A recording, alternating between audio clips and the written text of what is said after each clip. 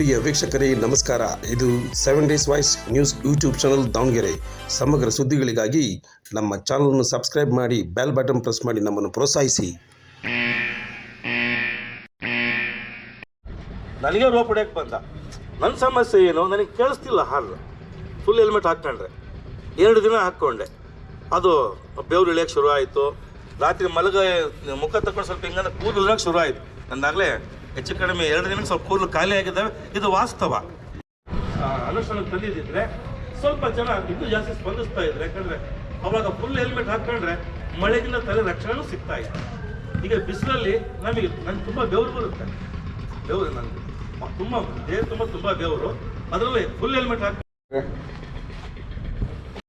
ಇವತ್ತು ಈ ಮೀಟಿಂಗು ಕರೆದಂಥ ದಿನೇಶ್ ಶೆಟ್ಟರ್ ಅವರೇ, ಇಲ್ಲಿ ಉಪಸ್ಥಿರುವಂಥ ಎಲ್ಲ ಮುಖಂಡರೇ, ಮೊದಲನೇದಾಗಿ ಹೆಲ್ಮೆಟ್ ವಿಚಾರ ಅವ್ರ ಇಚ್ಛೆಗೆ ಬಿಟ್ಟದ್ದಾಗಬೇಕು.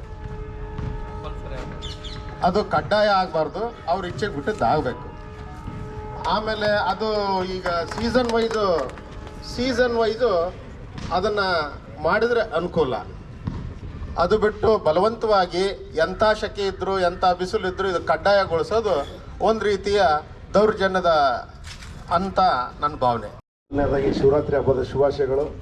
ಈ ಒಂದು ಹಬ್ಬದಲ್ಲಿ ನಿಮಗೆ ಶುಭಾಶಯ ಹೇಳೋಕ್ಕೋಸ್ಕರ ನಮ್ಮ ದಿನೇಶ್ ಶೆಟ್ಟರಿಗೆ ಸೇರಿಸಿರೋದು ಒಂದು ಖುಷಿ ವಿಚಾರ, ಅದಕ್ಕೋಸ್ಕರ ಅಂತಂದಲ್ಲ. ಮತ್ತು ಇನ್ನೊಂದು ಏನಪ್ಪ ಅಂತಂದರೆ, ಇವತ್ತು ಬೇಸಿಗೆ ಬಂದಿದೆ, ಫುಲ್ ಹೆಲ್ಮೆಟ್ ಹಾಕ್ಕೊಂಡು ಓಡಾಡಿರೋ ಜನಕ್ಕೆ ಭಾಳ ಕಿರಿಕಿರಿ ಆಗತ್ತೆ ಅನ್ನೋದು ಇವತ್ತು ಪೇಪರ್ನಾಗೂ ಕೂಡ ಅವರು ಒಂದು ಅಡ್ವರ್ಟೈಸ್ಮೆಂಟ್ ಕೊಟ್ಟಿದ್ರು ದಿನೇಶ್ ಶೆಟ್ಟರು. ಇವತ್ತು ಮೀಟಿಂಗ್ ಕರೆದಿರೋ ಉದ್ದೇಶ ಏನಪ್ಪ ಅಂದ್ರೆ, ಅನೇಕ ಜನರವ್ರಿಗೆ ಫೋನ್ ಮಾಡಿರೋದಕ್ಕೆ ಜನರ ಧ್ವನಿಯಾಗಿ ಇವತ್ತು ಮೀಟಿಂಗ್ ಕರೆದಾರ. ಅದಕ್ಕೆ ಮೊದಲನೇದಾಗಿ ಅವರಿಗೆ ದಿನೇಶ್ ಶೆಟ್ಟರಿಗೆ ವೇದಿಕೆ ಮೇಲೆ ಇರ್ತಕ್ಕಂಥ ಎಲ್ಲರಿಗೂ ನಾವು ಧನ್ಯವಾದಗಳು ಹೇಳ್ತೇವೆ. ಇವತ್ತು ಹೆಲ್ಮೆಟ್ಟಿಂದು ಹೆಂಗೆ ನಡ್ಕೊಂಬಂತು ಅದೇ ಥರ ಹೋದರೆ ಸೂಕ್ತ ಅಂತ ನಾನು ಅನೇಕ ಜನ ಯಜಮಾನರು ಕೆಲವೊಬ್ರತಕ್ಕೆಲ್ಲ ಅವರು ವಿಚಾರ ಮಾಡ್ತಿದ್ದಾನೆ. ಇವತ್ತು ಬೆಳಿಗ್ಗೆ ಸಮೇತನೂ ಒಬ್ಬರು ಯಜಮಾನರು ಹೇಳ್ತಾಯಿದ್ರು, ಒಂದು 75-80 ವರ್ಷ ಇರ್ಬೋದು ಅವ್ರಿಗೆ, ಒಂದು 80-85 ಇರ್ಬೋದು. ಅವರಂದರು, ನಾವು ಹೆಲ್ಮೆಟ್ ಹಾಕ್ಕೊಂಡು ಏನು ಬರ್ತಾವಲ್ಲ, ಆ್ಯಕ್ಚುಲಿ ಹಾಕ್ಕೊಂಡು ಬರೋ ಹೊತ್ತಿನ ನಮಗೆ ಹಿಂದೆ ಬರೋ ಅಂಥ ಗಾಡಿಗಳು ಆರನ್ನು ನೋಡಿದ್ರೆ ಫುಲ್ ಹೆಲ್ಮೆಟ್ ಅಂದರೆ ಕಿವಿ ಕೇಳಲ್ಲ ಅವರಿಗೆ. ಮತ್ತು ಅದು ಪೂರ್ತಿ ಹೆಲ್ಮೆಟ್ ಹಿಂಗೆ ಇರೋದ್ರಿಂದ ಯಾವುದೇ ಒಂದು ನಮ್ಮ ಪಕ್ಕದಲ್ಲಿ ಗಾಡಿ ಪಾಸ್ ಆದಮೇಲೆ ಗೊತ್ತಾಗುತ್ತೆ. ಅದೇ ಆಫ್ ಹೆಲ್ಮೆಟ್ ಇದ್ರೆ ಏನಾಗುತ್ತೆ, ಬರೀ ಹಿಂಗೆ ಜಸ್ಟ್ ಹಿಂಗೆ ನೋಡಿರೋ ಸಾಕು, ಹಿಂದೆ ಬರೋ ಗಾಡಿ ಗೊತ್ತಾಗುತ್ತೆ. ಫುಲ್ ಹೆಲ್ಮೆಟಾಗಿ ಹಂಗಲ್ಲ, ನಮ್ಮ ಪಕ್ಕ ಬರೋಬರ್ ನಮ್ಮ ಲೆವೆಲಿಗೆ ಇರಬೇಕು. ನಮ್ಮ ಗಾಡಿ ಮುಂದೆ ಅಂದಮೇಲೆ ನಮಗೆ ಗಾಡಿ ಪಾಸ್ ಆಗೈತೆ ಅಂತ ಗೊತ್ತಾಗುತ್ತೆ.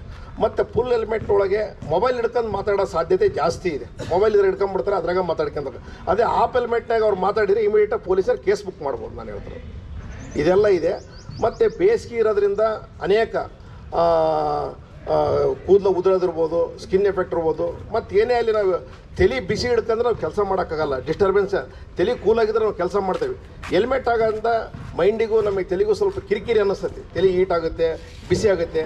ತಲೆ ಹೀಟಿಂದ ನಮ್ಮ ಏನು ಅಂಗಾಂಗಗಳು ನಮ್ಮ ಕೆಲವೊಂದು ಏನದಲ್ಲ, ನಾವು ಅನ್ಕೊಂಡಂಗೆ ಕರೆಕ್ಟಾಗಿ ವರ್ಕ್ ಆಗೋದಿಲ್ಲ. ನಾವು ಏನೇ ಅಂತಿರ್ತಾರೆ ಯಜಮಾನ್ರು, ತಲೆ ಸಮಾಧಾನವಾಗಿ ಹಿಡ್ಕೊಂಡು ಕೆಲಸ ಮಾಡಪ್ಪ ಅಂತಿರ್ತಾರೆ, ಕೂಲಾಗಿ ಹಿಡ್ಕೊಂಡು ಕೆಲಸ ಮಾಡತ್ತಾರೆ. ಈ ಹೆಲ್ಮೆಟ್ ಆಗಿರಿ ಬೇಸಿಗೆಗೆ ಏನಾಕೈತಿ, ಕೂಲಲ್ಲಿ ಮತ್ತು ಈಟಿಗಿಂತ ನೀವು ಸ್ವಲ್ಪ ಹೀಟ್ ಜಾಸ್ತಿ ಆಗೈತೆ.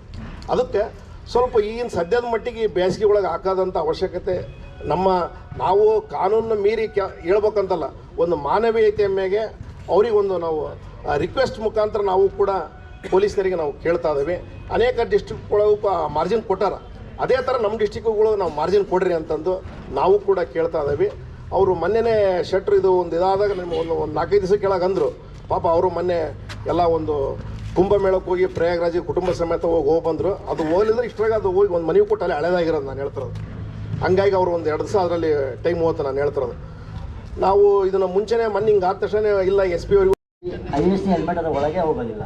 ಆಮೇಲೆ ಅದು ಒಂದು ಆಯಿತಾ. ಇನ್ನೊಂದು ನಾವು ಒಂದು ಅಂಗಡಿಯಿಂದ ಇನ್ನೊಂದು ಅಂಗಡಿ ಏನಾದ್ರು ಸಾಮಾನು ಖರೀದಿ ಮಾಡಬೇಕಂದ್ರೆ ಹೆಲ್ಮೆಟ್ ಕೈಯಾಗಿ ಇಟ್ಕೋಬೇಕು, ಅಥವಾ ಸಾಮಾನುಗಳು ಒಳಗೆ ಕೆಲವೊಂದು ಅತಿ ಬೆಳೆ ಬಾಳೋದಿಲ್ಲ, ಸ್ವಲ್ಪನೇ ಬೆಳೆ ಬಾಳೋಕ್ಕಿದ್ರು ನಾವು ಕೈಯಲ್ಲಿ ಒಂದು 4-5 ಅಂಗಡಿಗೆ ಹೋಗ್ಬೇಕಾದ್ರೆ ಹೆಂಗೆ ಹೋಗ್ಬೇಕು?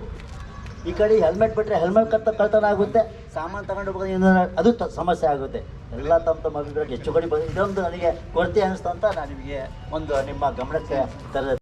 ನಾವೆಲ್ಲ ಕಾನೂನು ಪಾಲಿಸ್ತೀವಿ. ಯಾಕೆ ಇದೇ ಒಂದು ಹಿಡ್ಕೊಂಡ್ಕೊಂಡು ಈಗ ಸಿಗ್ನಲ್ ಜಂಪ್ ಮಾಡೋದು, 3 ಜನ ಅಡ್ಡಾಡೋದು, ಶೆಟ್ರ್ ಹೇಳ್ಯಾರೆ, ಅವ್ರು ಹೇಳ್ಯಾರೆ, ಇವ್ರು ಹೇಳ್ಯಾರೆ, ಇದೆಲ್ಲ ಯಾರು ಮಾಡಂಗಿಲ್ಲ. ದಯವಿಟ್ಟು ಹೌದು, ಇದನ್ನೇ ಉಪಯೋಗಿಸಿ ಬೇರೆ ರೀತಿ ಮಾಡೋದಿಲ್ಲ. ರಾತ್ರಿ 3 ಜನ ಅಡ್ಡಾಡೋದು, 4 ಜನ ಅಡ್ಡಾಡೋದು, ಕೇಕಿ ಹೊಡ್ಕೊಂಡು ಅಡ್ಡಾಡೋದು, ರ್ಯಾಲಿನ ಹೊಸ ರ್ಯಾಲಿ ಮಾಡೋದು, ಇದು ಯಾವುದಕ್ಕಿಲ್ಲ. ನಾವು ಕೇಳ್ತಿರೋದು ಹೆಲ್ಮೆಟ್ ಬೇಸಿಗೆಗಾಲದಲ್ಲಿ ರಿಯಾಯಿತಿ ಕೊಡ್ರಿ ಅಂತ ಒಂದೇ ಪಾಯಿಂಟ್. ಅದನ್ನ ಕೇಳಿದ್ರೆ ಬೇರೆ ವಿಷಯಗಳು ನಮಗೆ ಅನಾವಶ್ಯಕ. ನಾವು ಕಾನೂನು ಪಾಲಕರು ಇಷ್ಟು ದಿನ ಮಾಡಿಲ್ಲ, ಈಗ 5-6 ವರ್ಷಗಳಲ್ಲಿ ನಾವು ನೋಡ್ತಾ ಇದೀವಿ. ಬೇಸಿಗೆಗಾಲದಲ್ಲಿ ರಿಯಾಯಿತಿ ಕೊಟ್ಟಿದ್ರೆ ಈ ಸತಿರು ಕೊಡ್ರಿ ಅಂತ ಒಂದು ಮನವಿ ಬಿಟ್ರೆ ಬೇರೆ ವಿಷಯ ಮಾತಾಡೋ ಅಗತ್ಯ ಇಲ್ಲ ಅಂತ ನಂದು ಭಾವನೆ, ವೈಯಕ್ತಿಕ ಭಾವನೆ. ಬೇರೆ ವಿಷಯ ತಗೊಂಡು ಹೋದ್ರೆ ಕಾಲ ಮುಗಿಲ್ಲ, ಬೇರೆ ಬೇರೆನೇ ಆಗ್ತಾವ. ಈಗ ಬೇರೆ ಬೇರೆ ಎಲ್ಲ ಕಾನೂನುಗಳೆಲ್ಲ ಮಾಡ್ತಾ ಇದಾರ. ದಾವಣಗೆರೆ ಏನೇನ್ ನಡೀತಾ ಇದಾವೆ ಅವೆಲ್ಲ ಹೇಳಕ್ ಹೋಗ್ಬಾರ್ದು, ಅವು ಪೊಲೀಸರು ತಿಳ್ಕೋಬೇಕು. ನಾವು ಶಾಂತವಾಗಿ ಕೇಳ್ತಾ ಇದೀವಿ, ಕೊನೆಗಂದ್ರೆ ವಿಕೋಪಕ್ಕೆ ಹೋಗಿ ಕೊಡ್ಬೇಡ್ರಿ ದಯವಿಟ್ಟು. ನಾವು ಕೇಳ್ತಾ ಶಾಂತವಾಗಿ ರಿಯಾಯಿತಿ ಕೇಳ್ತಾ ಇದೀವಿ, ಜನಗಳಿಗೋಸ್ಕರ ಕಾನೂನು ಕೇಳ್ತಾ ಇದೀವಿ, ಅದು ವಿಕೋಪಕ್ಕೆ ಹೋಗಕ್ ಮಾಡ್ಬೇಡ್ರಿ. ನಾ ಕೊನೆಯದಾಗ ಅದನ್ನೇ ಹೇಳ್ತಾರೆ, ನಾವು ಸೌಮ್ಯವಾಗಿದ್ದೀವಿ, ನಾನು ಉಪವಾಸನೂ ಕುತ್ಕೊಂಡಿದ್ದೀನಿ, ಎಲ್ಲ ಮಾಡಿದೀವಿ, ಒಂದು ರಿಯಾಯಿತಿ ಕೊಡ್ರಿ ಅಂತ ಕಾನೂನು ಇರೋದು. ಆಫೀಸರ್ಸ್ ಬರ್ತಾರೆ ಹೋಗ್ತಾರೆ 2 ವರ್ಷಕ್ಕೆ, ನಾವಿರೋದಿಲ್ಲ ದಾವಣಗೆರೆಗೆ. ಅವ್ರು 2 ವರ್ಷಕ್ಕೆ ಬೇರೆ ಬೇರೆ ಕಡೆ ಹೋಗ್ತಾರೆ, ನಾವಿರೋದಿಲ್ಲ. ದಯವಿಟ್ಟು ಇದನ್ನೊಂದು ಪರಿಗಣಿಸಿ, ಇದಕ್ಕೇನು ಕಾನೂನು ತರಬೇಡ್ರಿ, ಏನು ಮಾಡ್ಬೇಡ್ರಿ, ಸುಮ್ಮನೆ ಇದ್ದು ಬಿಡ್ರಿ ಅಷ್ಟೇ. ಅದು ಹೇಳ್ಬಾರ್ದು, ಅವ್ರಿಗೆಲ್ಲ ಗೊತ್ತೈತೆ ಏನೇನು ಮಾಡ್ಬೇಕು ಅಂತ. ಅದನ್ನ ಮಾಡಿದ್ರೆ ಸಾಕು, ಜನ ನೆಮ್ಮದಿಗೆ 2-3 ತಿಂಗಳು ಇರ್ತಾರೆ. ಆಮೇಲೆ ನಿಮ್ಮ ನೆನೆಸ್ತಾರೆ, ಒಳ್ಳೆ ಉಮಾಪ್ರಶಾಂತ್ ಅಂತ ಒಳ್ಳೆ ಕೆಲಸ ಮಾಡಿದ್ರು SP ಮೇಡಮ್ ಅವರು. ಇನ್ನು ದಾವಣಗೆರೆ ಜನ ನೆನೆಸ್ತಾರೆ, ಒಳ್ಳೆ ಕೆಲಸಗಳು ಬೇರೆ ಬೇರೆ ಮಾಡಿದಾರ. ಕ್ಲಬ್ಗಳ ಮೇಲೆ ರೈಡ್ ಮಾಡಿದ್ದಾರೆ, ಕೆಲವೆಲ್ಲ ಮಾಡಿದ್ದಾರೆ. ಇದ್ರ ಬಗ್ಗೆ ಅತಿ ವಿಕೋಪಕ್ಕೆ ಹೋಗೋದು ಬೇಡ ಅಂತೇಳಿ ನನಗೆ ಇವತ್ತು ನೀವೆಲ್ಲ ಬಂದಿರೋದಕ್ಕೆ ಅವಕಾಶ ಮಾಡಕ್ಕೆ ಧನ್ಯವಾದಗಳು. ಮುಂದಿನ ದಿನಗಳಲ್ಲಿ SP ಮೇಡಮ್ ಅವ್ರಿಗೆ ಒಂದು ಟೈಮ್ ಹೇಳ್ತೀನಿ, ತಾವು ಕೂಡ ಬರ್ಬೇಕು ಆದಷ್ಟು ಜನ ಅಂತೇಳಿ ನಾನು 2 ಮಾತು ಮುಗಿಸ್ತೀನಿ. ಜೈ ಹಿಂದ್.